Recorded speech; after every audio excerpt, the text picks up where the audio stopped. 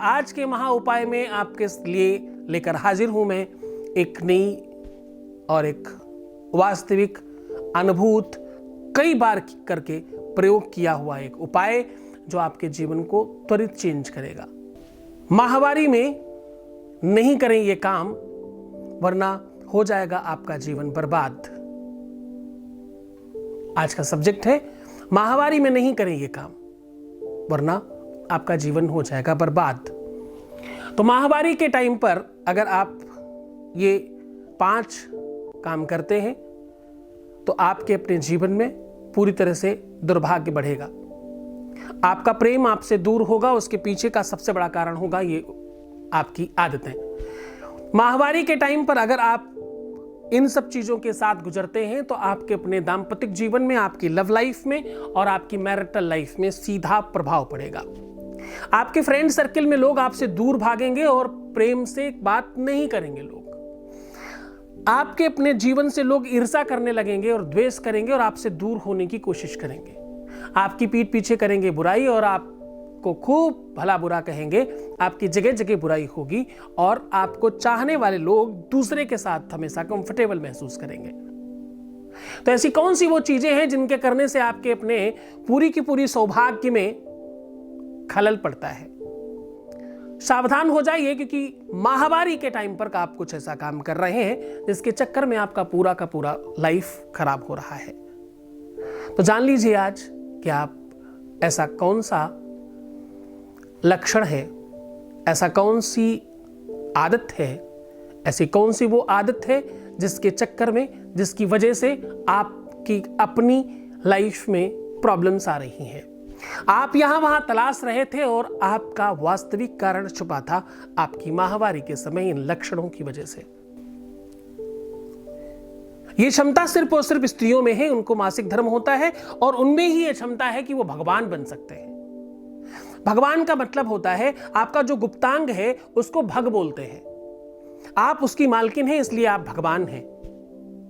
आप इसको बहुत ध्यान से समझने की कोशिश करिएगा, क्योंकि ये एक ऐसी व्यवस्था है जिसकी वजह से आप ईश्वर तुल्य हो जाते हो।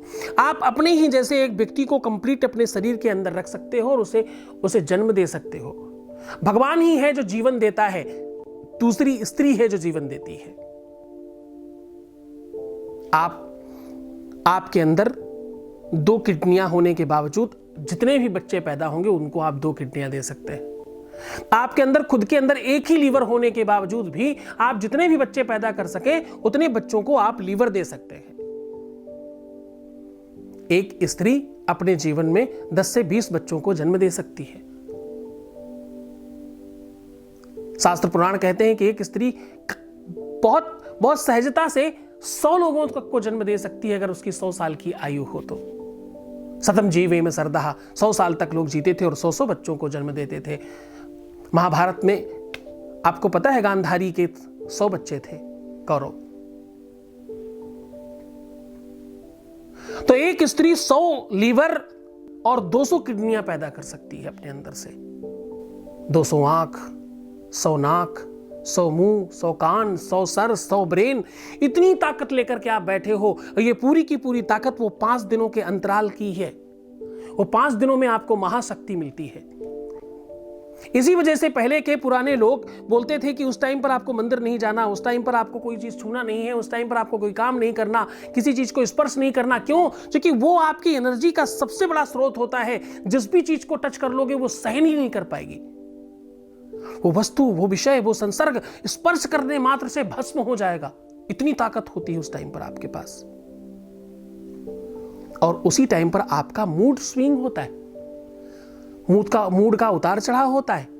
आपको क्रोध आता है, आप किसी का बुरा सोचने लगते हो, आप किसी के बारे में खराब सोचते हो। तो पहला लक्षण, अगर आप माहवारी के टाइम पर क्रोध करते हैं, किसी का बुरा समझते हैं, तो आप निश्चित तौर पर मानना कि उसका बुरा होना शुरू हो जाएगा, क्योंकि उस समय तुम भगवान हो।